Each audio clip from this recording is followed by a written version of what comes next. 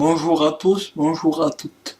Bienvenue pour ce nouveau numéro de Parole Directe. Aujourd'hui, l'émission s'intéresse aux classes UPI, Unité pédagogique d'intégration.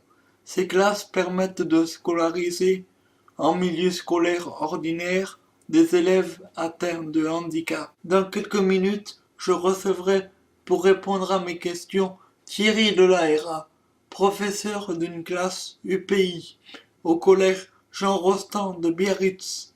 Mais auparavant, je vous propose de rejoindre Gérard Cazot, principal du collège. Monsieur Cazot, bonjour, merci beaucoup à vous d'avoir accepté de répondre à mes questions. Alors, quelle a été votre réaction quand on vous a annoncé que dans le collège que vous alliez diriger se trouvait une UPI? Bonjour Hugues, quand j'ai demandé cet établissement, il y a bientôt 2 ans, je savais qu'il y avait une UPI, je savais aussi qu'il y avait une SEGPA, je savais que c'était un collège, et le collège doit être le reflet de la vie. Cette UPI ne m'a posé aucun problème dans la mesure où j'estime que c'est du devoir de l'éducation nationale et de tout citoyen.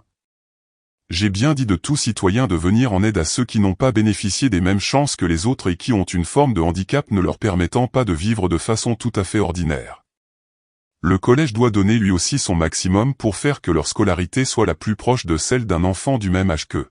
Quels conseils pourriez-vous donner à des directeurs d'école ou des principaux comme vous si jamais ils hésitent à accueillir des classes spécialisées dans leurs locaux? Je crois que les chefs d'établissement sont des gens suffisamment intelligents, qui feront preuve d'un accueil et d'une intelligence assez grande, pour faire que dans leur établissement tous les enfants présentant un handicap aient un accueil à leur forme justement particulière.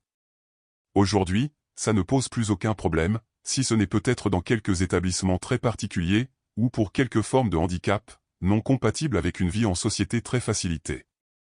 Pour ce qui est des jeunes comme vous, dans l'établissement scolaire, je crois que ça ne pose pas vraiment de problème. Aujourd'hui, il y a quand même des petites choses qu'il faudrait encore améliorer, dans la configuration des locaux. On vit tous avec un mode de déplacement facilité, sur nos jambes. On est content de pouvoir monter les escaliers. On est content de pouvoir les descendre, de sauter. Mais certains n'ont pas la même chance. Donc il faut que l'on pense à adapter les locaux à leur mobilité qui parfois est plus limitée que celle que l'on attend d'un enfant de 10 à 15 ans. Je crois que la société doit faire un effort pour s'adapter. Il n'y a pas que l'école qui a besoin de faire des progrès. Je pense qu'on a tous besoin de travailler dans le même sens pour permettre à ces jeunes d'avoir accès au cinéma, à la bibliothèque, au théâtre. Et pourquoi pas, à certaines installations sportives. On peut même imaginer des adaptations pour qu'ils aillent en piscine. Nous sommes à présent en liaison avec Thierry Delaira, le professeur de la classe UPI du collège Jean Rostand de Biarritz. Il nous répond depuis sa salle de classe. Thierry, bonjour. Merci beaucoup à vous d'avoir accepté mon invitation. Alors dites-nous, depuis combien de temps cette structure est-elle ouverte? Bonjour Hugues. Cette classe a été ouverte voilà plus de 10 ans. Elle était à l'origine une classe délocalisée de l'école du CRM à Ustaritz. L'enseignant était rattaché à l'école du centre Eroritz à Ustaritz, le personnel d'accompagnement également. Depuis l'année 2004, cette classe délocalisée a été transformée en UPI, Unité pédagogique d'intégration, devenant indépendante du CRM Eroritz. D'ailleurs, la personne qui vient aider les jeunes ne fait plus partie du personnel de la caisse primaire d'assurance maladie, mais a été recrutée par l'Éducation nationale. Comment se fait-il qu'il y ait eu autant de changements? En fait, c'est une volonté de l'Éducation nationale d'intensifier le rythme de création des UPI. Il s'avérait que les classes délocalisées, telles qu'existaient auparavant, pouvaient être transformées en UPI à peu de frais, si ce n'est le recrutement de personnel d'accompagnement en dehors du cadre des centres. Combien en existe-t-il dans le département? Environ une dizaine. En ce moment, combien d'élèves accueillez-vous dans cette classe? En ce moment, nous accueillons 10 élèves, c'est-à-dire le maximum, puisque le maximum des élèves a été fixé par la circulaire du 21 février 2001, qui codifie le fonctionnement des UPI et ce maximum est de 10 élèves. Les inscriptions se déroulent comment pour venir dans cette classe? Pour intégrer cette classe, le dossier de l'élève doit passer devant une commission.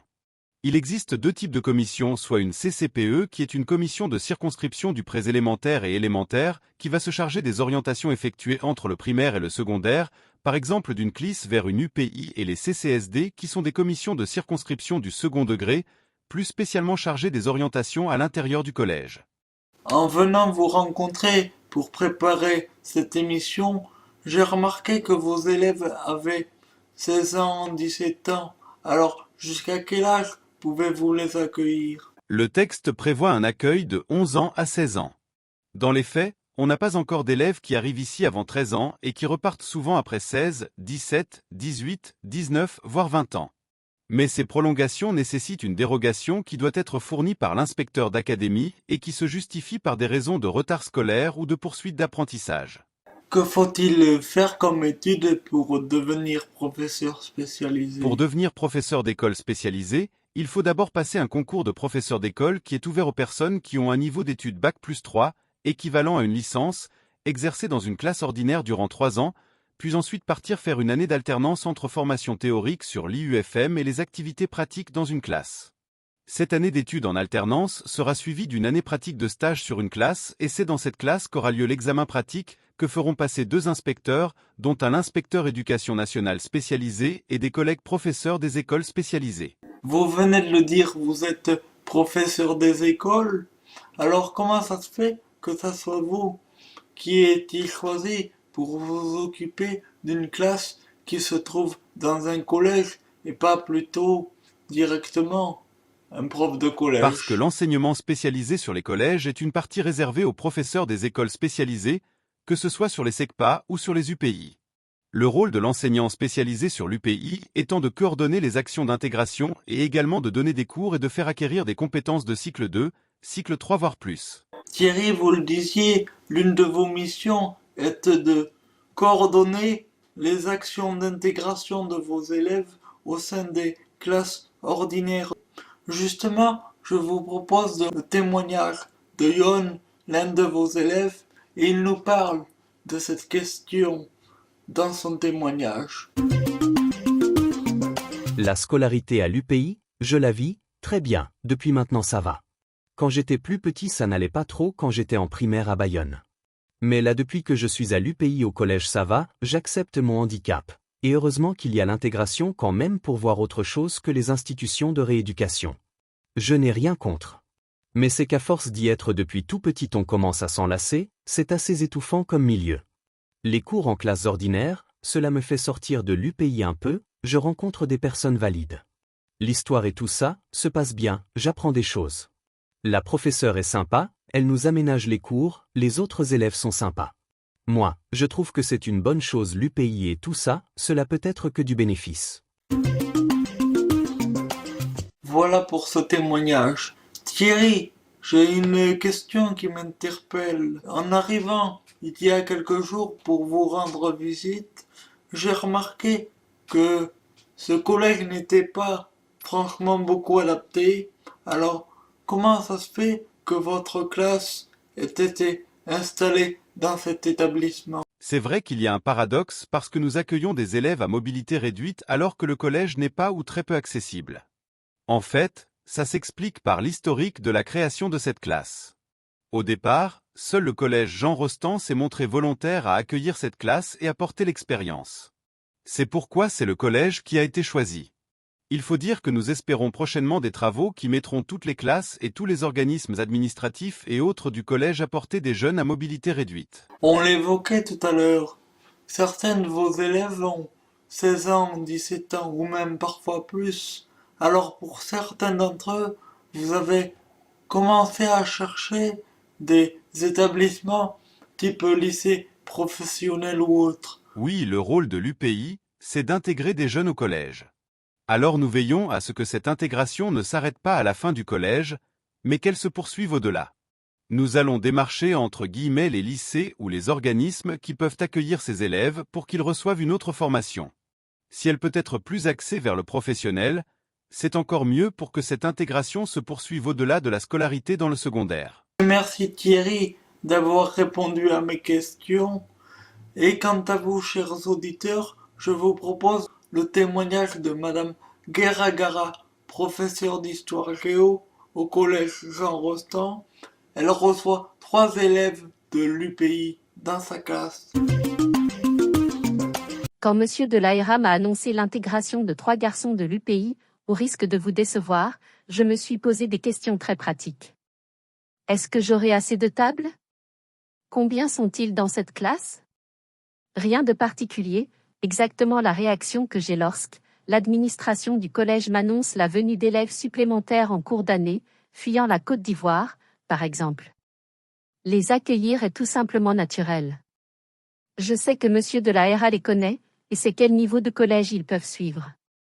Il y a 10 ans déjà, un élève de l'UPI assistait à mes cours, accompagné en permanence de son auxiliaire de vie, une jeune femme qui prenait des notes à sa place. Chacun d'eux est différent, je suis heureuse de voir qu'ils font des efforts, suivent, progressent, car je ne les ménage pas.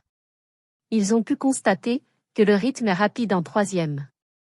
Enfin, cela m'amuse de voir le rituel des salutations et poignées de main, au début et à la fin de chaque cours. Les autres élèves sont contents de les revoir. J'apprécie aussi leur réaction, leur surprise devant les gamineries de leurs camarades car ils sont plus mûrs qu'eux et plus sages. De mon point de vue, l'intégration est une expérience réussie. C'est un droit légitime qu'ils ont acquis. Une interrogation? Je n'aurais sans doute pas eu la même réaction, ou le même sentiment, s'il s'agissait d'intégrer des élèves handicapés sur le plan intellectuel, enfants trisomiques par exemple. Ainsi se termine cette émission. Je vous remercie de l'avoir suivi. À très vite pour un nouveau numéro de Parole Directe.